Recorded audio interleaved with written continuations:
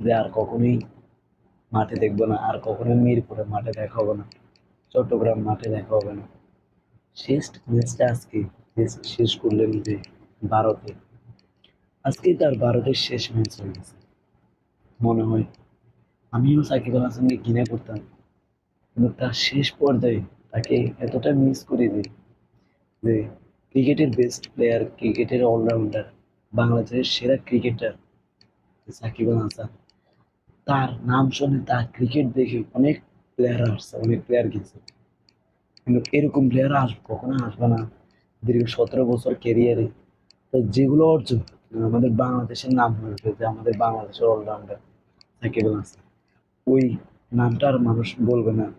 আমিও অনেক ভিডিও তৈরি করছি সাকিব অপশন নেয় না, অপশন নেয় এটা ভালো, চোখে দেখে না যে তামিম ইকবালকে আনফিট প্লেয়ার বলে এশিয়া কাপে নেওয়া